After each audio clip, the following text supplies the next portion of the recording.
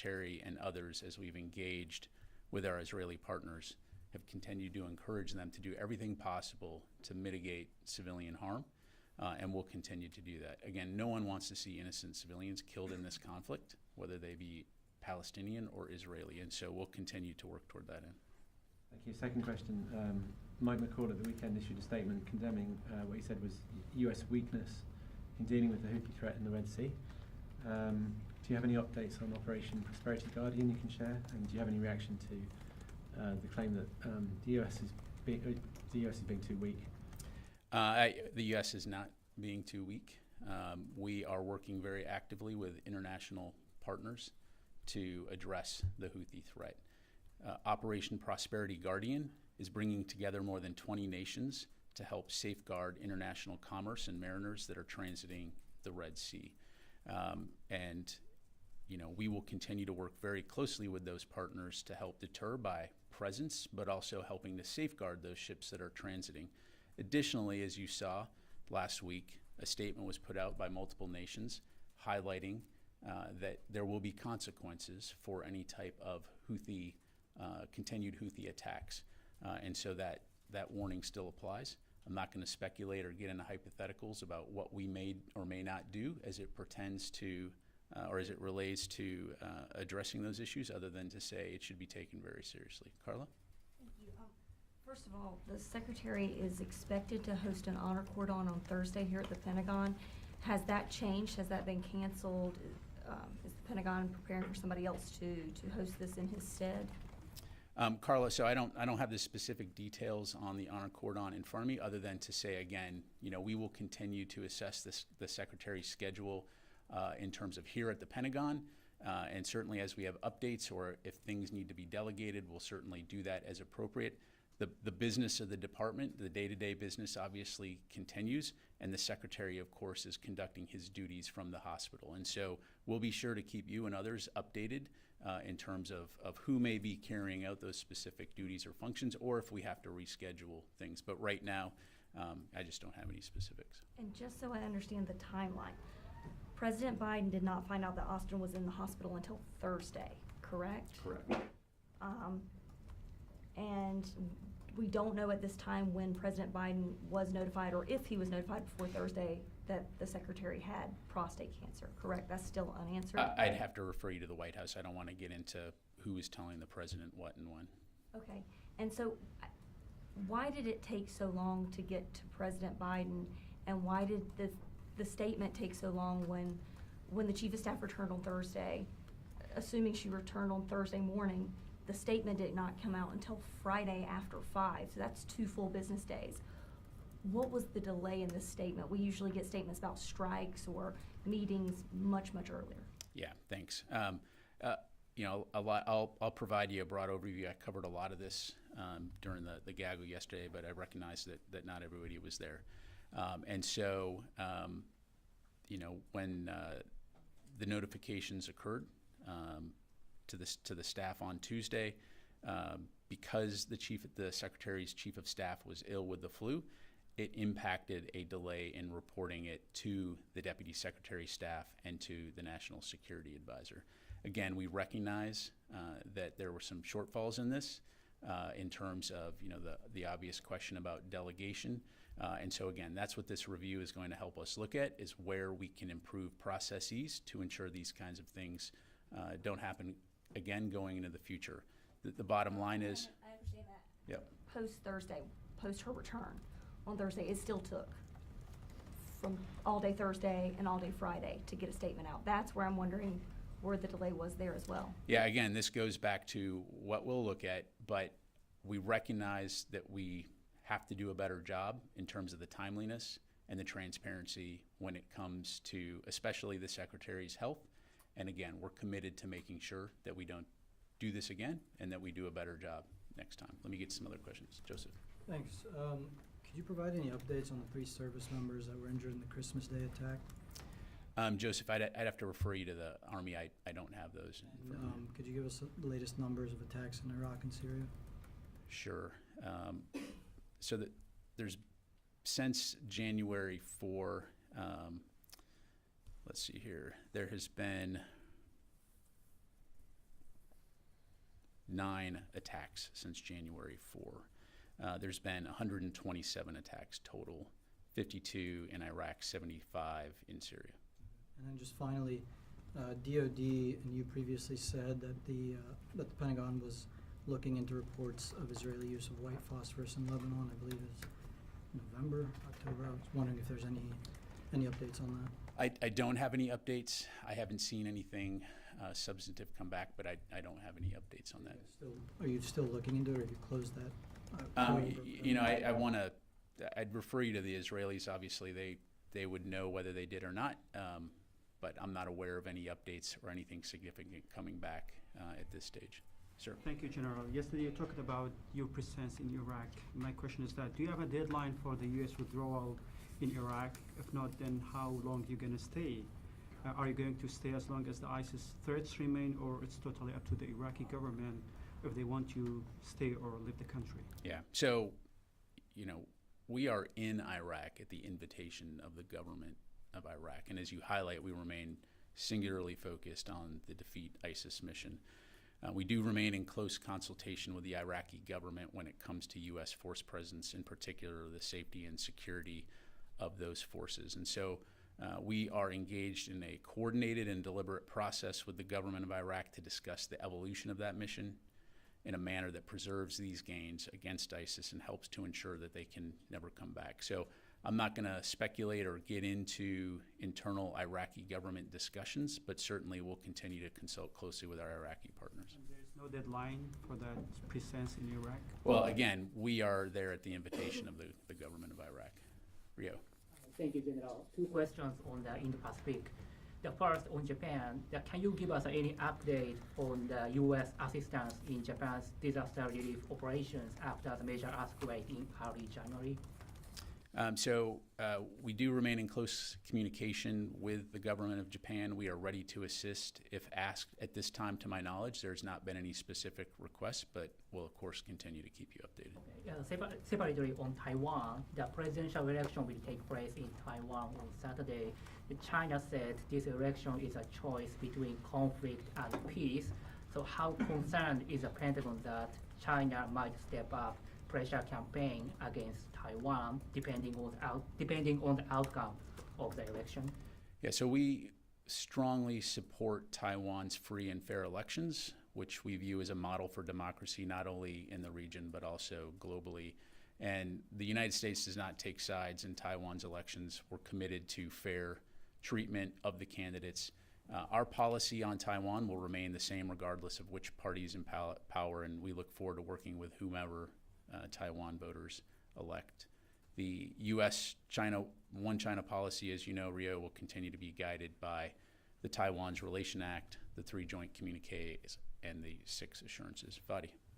Thank you, General. So you've been addressing the campaign against ISIS in Iraq. It seems the Pentagon has some concerns about maybe the reemergence of ISIS. How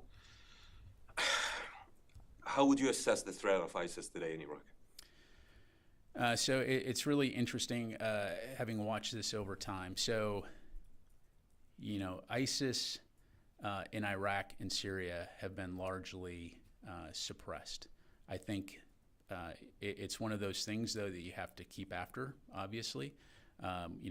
One of the major challenges, of course, is the Ahal detention facility, which, of course, we continue to work with coalition and countries around the world to address that. Post-counter-ISIS campaign, the active operations when ISIS was defeated, essentially in Syria, what we've seen is ISIS essentially look to metastasize elsewhere, most notably in the African continent, but then also in places like Afghanistan.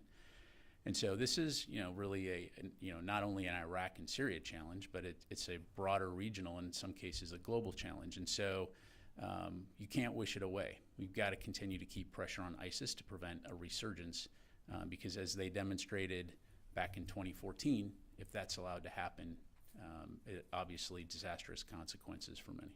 We'd like to focus on ISIS threat in Iraq. As you said, in Iraq, Syria, it's been largely suppressed. And the U.S. has been advising and training Iraqi security forces in Iraq for years now. Does the Pentagon think that Iraqi security forces are able on their own to deal with the current situation that is, or the threat of ISIS that has been largely suppressed? Well, that's really a question for the Iraqi security forces to answer. Again, we're there at the invitation of the Iraqi government to help train and advise. And you know, again, you and I have both been watching this for a very long time, and the Iraqi security forces, particularly on the counterterrorism front, have been incredibly effective. I mean, they are, you know, fantastic forces. And so really, like elsewhere in the world, anytime we have forces present in a country, it's going to be there at the invitation of those countries. And so I think we all, both Iraq and the United States and the international community, have a vested interest in preventing a resurgence of ISIS. But at the end of the day, again, we continue to be present at the invitation of the government of Iraq. A third question on a Last one, different because topic. I got a couple folks over here. So this is on Gaza. You stated again that the Secretary and the leadership in the Pentagon has been encouraging the Israeli counterparts to minimize harm among civilians in Gaza. We've been hearing this since the beginning of the war, especially when this toll started ballooning, and now we're talking about more than 23,000 killed. How, if you would try to rate or give a grade to your efforts so far with your Israeli allies, how successful were your efforts and the Secretary's effort in convincing the Israelis to reduce harm among civilians in Gaza? Yeah, thanks, Fadi. So, you know, again, we've talked about the incredible challenge that we have here in terms of the threat that Hamas presents to the people of Israel, an existential threat by an organization that has committed to eliminating Israel as a country, is demonstrated by their attacks on October 7 and their public statements that they want to see such attacks continue again and again. You're seeing combat in an incredibly dense urban environment with an adversary that, again, is completely fine with using humans as shields, civilians as shields. And so, again, we don't underestimate the challenge that is in front of Israel when it comes to confronting this threat, and we will continue to support their right to defend themselves. But again, we will continue to actively discuss and expect that they conduct those operations in accordance with international laws of armed conflict and international humanitarian law. And so, you know, at the end of the day, these are sovereign decisions made by a sovereign government, but we will continue to work closely with them to try to, again, underscore the importance of ensuring that they're taking civilian harm into account, recognizing, as the Secretary said earlier in December, that you don't want to have tactical victory but strategic defeat. Let me go back over here. Nancy. Thank you. I had 2 points I needed clarified and then a couple questions. You told Laura that the Secretary did not lose consciousness, if I heard correctly, December 22nd, but the statement says he was under general anesthesia. Can you help me understand? Is there something I misunderstood? Again, this is according to his doctors. He never lost consciousness and never underwent general anesthesia. And But so I thought that was for the January 1st part versus the 22nd first and 23rd time frame. That's why I'm a little confused. I'll have to take that question because you're right. It does say in the statement he was under general anesthesia for the 22nd operation. So let me take that question. And then, because I really don't like the passive voice, we keep talking about how Kelly Maxim and others were initially told January 1st or 2nd. So we can use an active voice? Who told them on the 1st and the 2nd about these complications? I don't have an answer to that, but I will take that question. Will the Secretary be attending the NATO meetings and the Ukraine contact group next week? And if not, has he told the appropriate group members? Again, recognizing that the Secretary's schedules obviously will continue to change. I'm not aware that he was scheduled to attend any meetings overseas next week regardless. We, of course, tentatively do have a Ukraine contact group, as we do typically monthly, but I don't have anything to announce in terms of dates on that right now. We'll certainly keep you and others informed. Lastly, has the Secretary agreed going forward that should he face future medical procedures or need to leave for whatever reason, that he will inform the public in a more timely manner? I think under all of this, and I want to be very clear, I think, again, we recognize the need to be better when it comes to transparency. And as a senior DoD public affairs official, I will work very hard with our senior staff to make sure that we're doing due diligence and meeting the standard that the public expects and is communicated very loudly throughout this process. So to answer your question, yes. Yes, the secretary does, is committed to that. I appreciate Well, you and doing that. again, I'd refer you to the Secretary's statement that we put out, that he is committed to doing better when it comes to transparency. Let me go to Tara and I'll come back to you guys, sir. Can I go back to the statement that was issued on Friday, which initially said elective procedure? Can you tell us who informed the use of the word elective? Was it Austin's doctors telling y'all it's an elective procedure? How is that word chosen to just fall onto if it's prostate cancer? It's Yeah. probably not an elective procedure. So to my knowledge, that initial statement was coordinated in consultation with his doctors, and again, recognizing that what I've provided you today has come directly from his doctors. It says here a minimally invasive surgical procedure. So again, recognizing that words matter, I think we were trying to relay the best information that we had at the time, but again, to my knowledge, that initial statement was coordinated in consultation with the medical care professionals. Okay, let me go to Chris, and I'm sorry, and then we'll come to you. Thanks. If there was no delay with the notifications and no public fallout, did the Secretary and did the Department plan to publicly acknowledge the Secretary's prostate cancer at some point, given that he's a cabinet member and a public figure? So in some ways, it's a hypothetical because we are where we are. But to answer your question, Chris, I mean, the short answer is yes. But I think, again, this review will help us understand where we can do better in terms of making sure that part of the notification timeline, not only to include the chain of command, but also the public notification timeline is taken into account.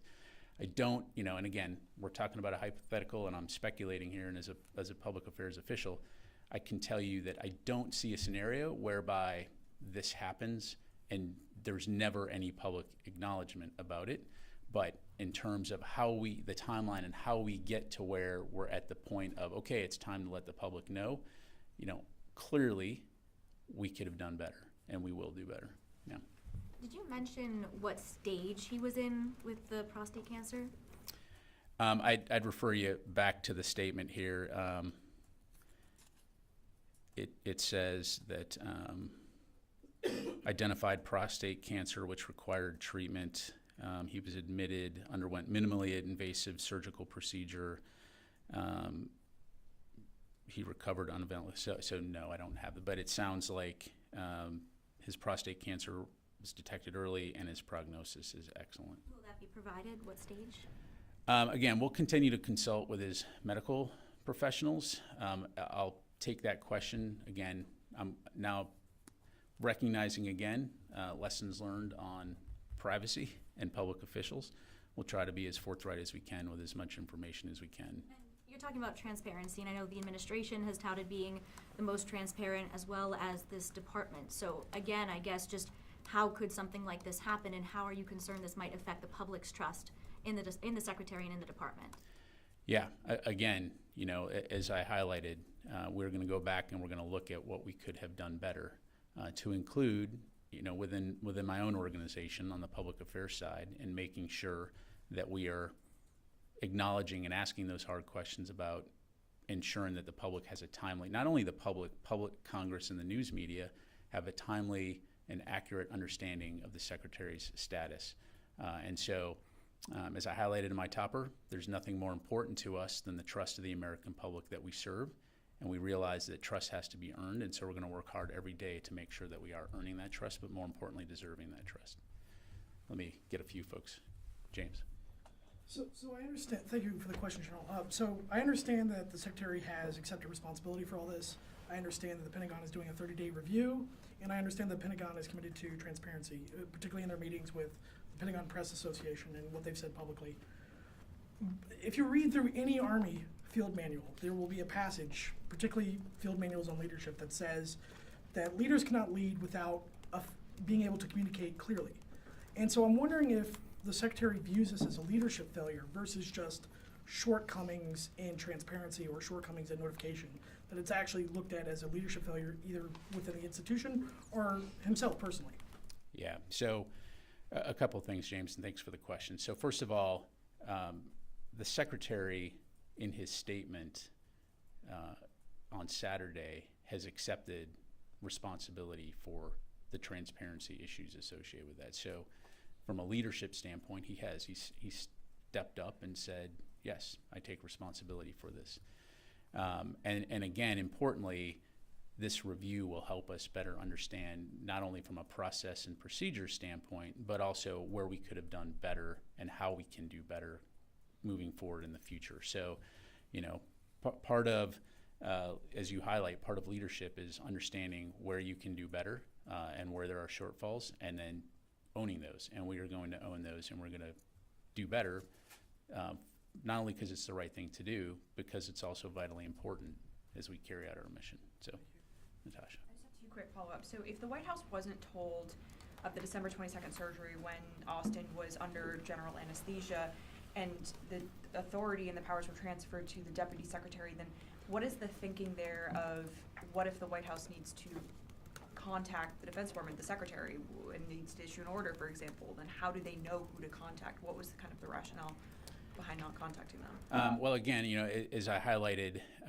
part of the changes effective immediately will be providing an understanding of why authorities are being transferred.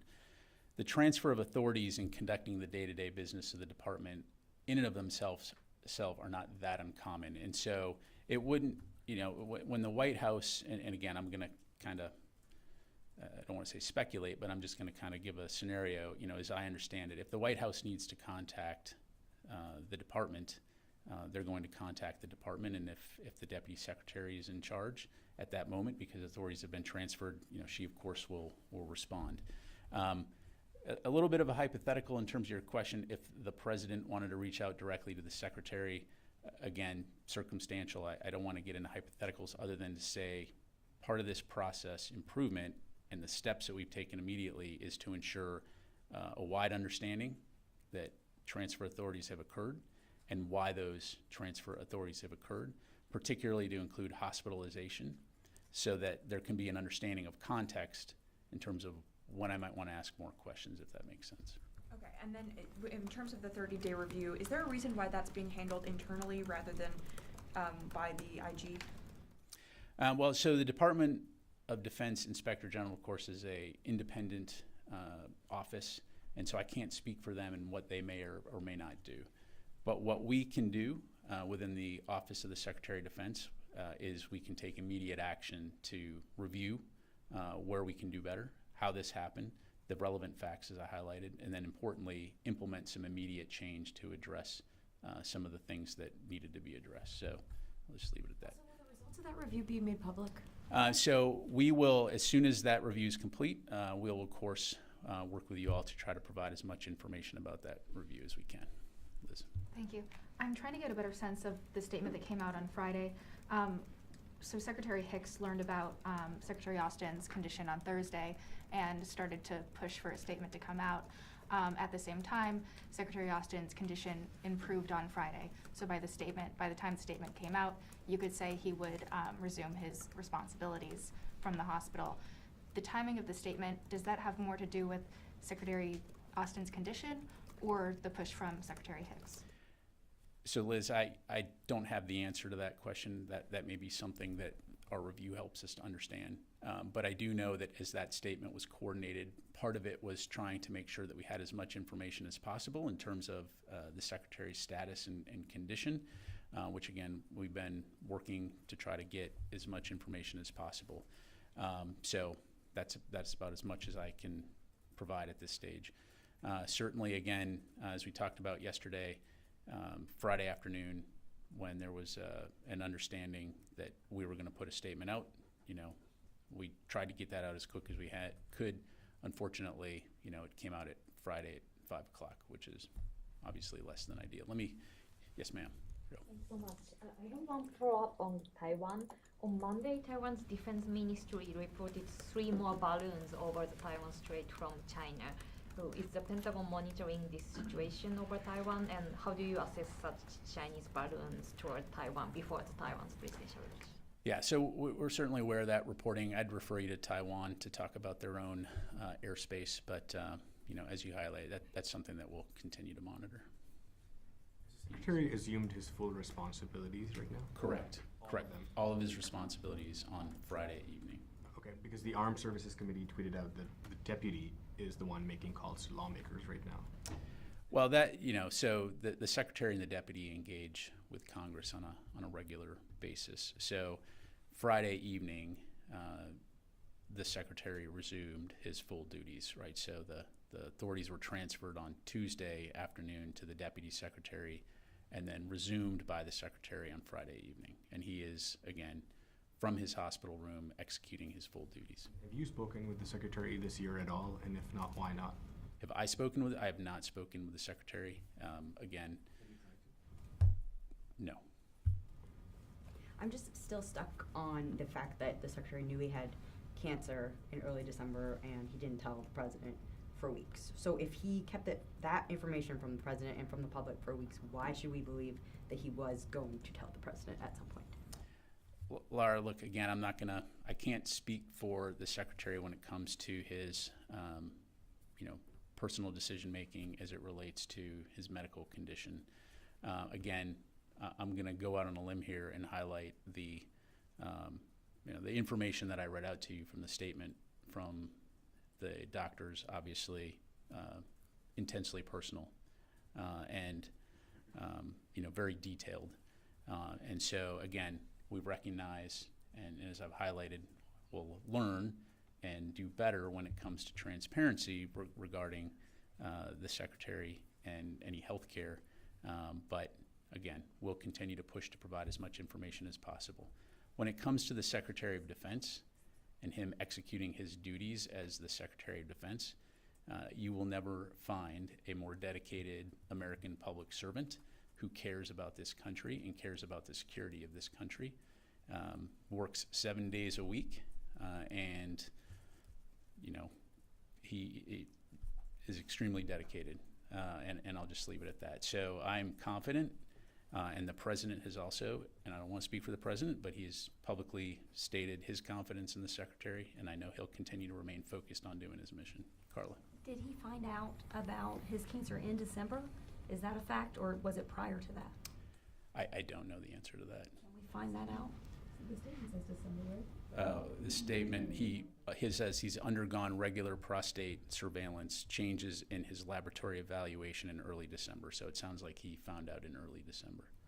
Let me try to get a couple folks I haven't gotten to yet. Yeah, if you can just clear something up for me. So if the Secretary's Chief of Staff was out sick and couldn't notify people, why couldn't the second person in line do that? Can you just explain more why it couldn't be done in a more timely fashion? Yeah, again, this is part of what our review will look at, and as I've highlighted, we're not making excuses here. There's definitely things that could have been done better. In this particular case, the Secretary's Chief of Staff, because she was ill, was not able to make those notifications. But again, our review will allow us to have a better understanding of the what and when and where and why, and more importantly, we're taking immediate actions to make sure that things like this we can improve in the future. Okay. Yes, ma'am. Thank you for doing this. I just want to get a little bit of clarity on, you said that Secretary Austin transferred some operational authorities to Deputy Secretary Hicks. Can you quantify this for me? Was it just like she had to take a handful of phone calls while she was on leave, or was it more like she was working full-time essentially during those 5 days between January 1st and January 5th when Austin resumed his full authorities? So it transferred certain operational authorities that require secure communications. During that period of time, she executed some routine business on behalf of the Secretary, but that was about the extent of it. Was this like a few hours a day, or can you kind of put I don't have a breakdown day by day of what she did and when, other than to say it was considered routine business. And I have been completely remiss about our folks on the phone here, so let me go to a few folks.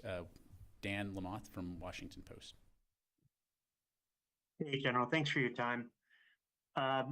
Secretary Austin's typically include both kind of immediate operational issues, but then also longer lead policy sort of discussions.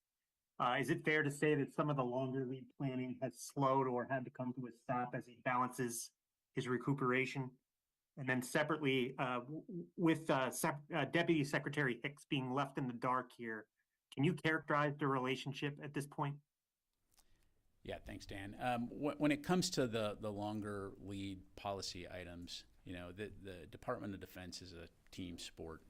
And we certainly have very capable senior leaders, not only at the Office of the Secretary of Defense, but throughout the department. So to answer your question, you know, no, it's not my sense that there was any, you know, slowdown in terms of the things that we've already been working on.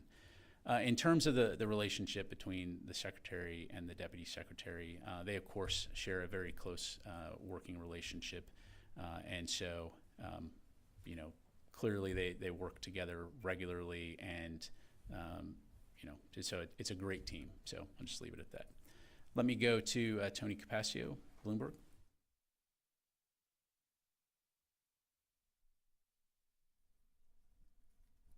Tony? Okay. I'm probably talking too long. Let me go to Mike Brest. Hi, thanks for doing this. I'm hoping to nail down on the transfer of authorities. Can Secretary Austin transfer some authorities sometimes, but not other times? When he transferred powers on December 22nd, was it the same exact transfer of powers that happened on January 2nd? And is it fair to say that Deputy Secretary Hicks was serving in an acting secretary capacity last week? Yeah, so again, this would be the transfer of certain operational authorities that require secure communications. And so, again, it's not necessarily uncommon, and it doesn't necessarily have to be related to health reasons. With some of you, I've used the example when he traveled to the USS Ford in December to visit the crew. He had to be transported on a Navy C-2 aircraft, which had limited communications. And so for that 45-minute flight, for example, he would transfer authorities to the Deputy Secretary so that there's positive control of those certain operational authorities during that time. And then, of course, when he gets to the ship, those are then resumed back by the Secretary. So that in and of itself is a process that's not uncommon. Let me go to Mike Glenn, Washington Times. Thanks, Pat. My question's already been answered. You can go ahead. Someone else. Okay, thanks. JJ Green. General, thank you. Considering that a review is underway, it'll take a while for that. But just the question in the interim that I have is, what's the order of the communications chain from the Secretary of Defense down to the team and out to the president and to others? What does that order look like? Well, JJ, it's hard for me to answer that question just based on the fact that it depends on the circumstances and it depends on what we're talking about. So, you know, I'm not really able to give you a specific answer, and certainly don't want to go into hypotheticals. But clearly, you know, at no time during this process was, or this situation was national security ever in jeopardy. There was positive control between the Secretary and the Deputy Secretary. And so, again, those operational authorities were resident with the Secretary or the Deputy Secretary at any moment. Thank you. Let me go back to the room here. Chris and then Joseph. A clarifying question, just because we're working off a lot of examples, the CARE example, could you now, or perhaps take the question, provide us what exactly are the full authorities of the Secretary of Defense and what you define that as? Because it seems like, you know, there's some confusion among our readership and amongst ourselves of what exactly are the full authorities of the Secretary of Defense. Yeah, again, Chris, I'm not able to get into specifics for operation security reasons other than to say, you know, if there are certain things that require secure communications, whether it's, you know, command and control of forces related to certain operations around the world, those authorities would then be transferred to the Deputy Secretary so that she is able to make decisions on behalf of the Secretary if he's not able to access those communications. Now, certainly there's a lot of other things that the Department of Defense does that doesn't require secure communications, or it doesn't require the Secretary of Defense to personally make those decisions. But what we're talking here is strategic level operational authorities related to the department's business. So I just have to leave it at that. Joseph. Yesterday, a statement from here said that Secretary Austin received an operational update from Kurilla and the Joint Chiefs Chair. Was that the only one? Was that the first one he's had this year? And then previously, those 4 or 5 days before, were there operational updates provided to Secretary Hicks, or was there any gap in, with everything going on in the CENTCOM, AOR? So the Deputy Secretary, receives operational intelligence updates every single day, in particular when the Secretary was in the hospital. But the Secretary began to, again, receive his presidential daily brief and his operational updates on Saturday after resuming full duties on Friday evening. And so, I think we highlighted he spoke to the Deputy Secretary and to the Chairman on Saturday. He spoke to Senator Reid on Sunday. And then, of course, yesterday, as you highlighted, he had a discussion with the folks that we highlighted in that release. And again, he's conducting his duties now from his hospital room, but again, he's resumed his full duties. All right, let me go to Tom Bowman, NPR.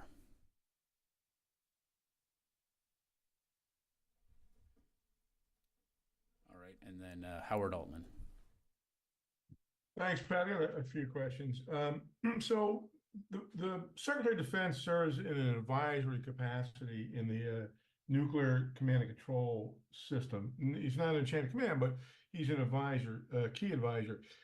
Did he ever relinquish that capacity during this process? If so, to whom? And was the president aware that his advisor in this capacity wasn't available? And then additionally, on this review process, does that review process, do you anticipate that it might result in any kind of disciplinary actions, given the lack of information provided up and down the chain? Thanks. Yeah, thanks, Howard. So, questions again about the president, I'd refer you to the White House. As I highlighted earlier, when it comes to the necessary authorities to carry out the operational business of the Department of Defense, the Secretary or the Deputy Secretary had positive control at all times. And so to answer your question, no, there was no impact on our ability to make sure that regardless of what we're talking about operationally, there was a senior leader at the helm ensuring that national security requirements were being covered. In terms of the outcomes of the review, again, I don't want to speculate. I highlighted, and you should have the memo, or we can get you a copy of the memo that highlights what this review will look at. And so certainly we'll keep you informed on that. We go to Nancy and Tara, and then last question. Pat, there's a White House briefing of some kind happened, and John Kirby in that briefing said that the president learned of the secretary's prostate cancer diagnosis this morning. Can you tell us a little bit more about how that was communicated and why the secretary chose to tell him this morning? We're answering questions right here from the podium, from outside the podium, so that's good. So, it's a real fun question. Yeah. So, Nancy, I don't have the specifics of that other than, again, we have continued to try to ensure that we're getting you as much information about the secretary's status. So I'd refer you to Mr. Kirby to talk about the discussions the White House may have had in terms of how they obtained that information. I guess my curiosity is why he didn't mention it on Saturday. I think that's when they first spoke. Again, I'd have to defer to the White House to talk about how they obtained information. Let me, Tara, and can't start the press conference over again, guys. Related to that question, I didn't ask a question. Did Secretary Austin talk to the president today? To my knowledge, he has not talked to the president today, but I've been up here for almost an hour or so. But if that's the case, obviously, I'm sure the White House will let us know, but I'm not aware of a discussion today. All right. And also on that, with the president not finding out until today. He spoke with them after the procedure. I mean, they had a conversation on the 1st where he authorized the strike in Baghdad. So was he going to tell the president about his cancer? Was he not going to tell the president? Why did he withhold that? Carl, I don't have anything to provide beyond what I've spelled out to you. And as you highlight, again, I'm not going to get into when strikes were authorized, other than the strike in Iraq on January 4th was authorized by the president and the secretary before he went into the hospital. So the CENTCOM commander had the authorization to take that strike when he felt it was appropriate. One quick one. Last Okay, question. so Kirby Yes, ma'am. said apparently that we were all seeing from our White House colleagues that he said that the secretary told the president today, in some capacity. However, that was communicated. I would imagine it's on the phone. What I'm unclear about is we had a statement from Secretary Austin on Saturday committing to doing better about transparency, and it seems as if he didn't even. You guys don't even know that he called the president and told him this today. It just doesn't seem like that. You know, it's only been 3 days and already he's not being more transparent with the White House over the weekend with his diagnosis, and he's not even telling you guys. I guess I would love to know, and I wish we could ask these questions of him, and I guess as part of his transparency, I'll just put out here, we would appreciate having an opportunity when he's better, of course, and feeling up to it, to ask him these questions himself. Yeah. Why he didn't inform his press secretary that he called the president and told him this morning. I appreciate that, Courtney. And again, you know, as the secretary highlighted and as you highlighted, he has made a commitment to do better when it comes to transparency, and we'll certainly take the request to have him come brief you here in the briefing room. You guys have all been. Is he still not planning on resigning? He's not planning on resigning. You all have been very patient today. Thank you very much, and hope you have a great day.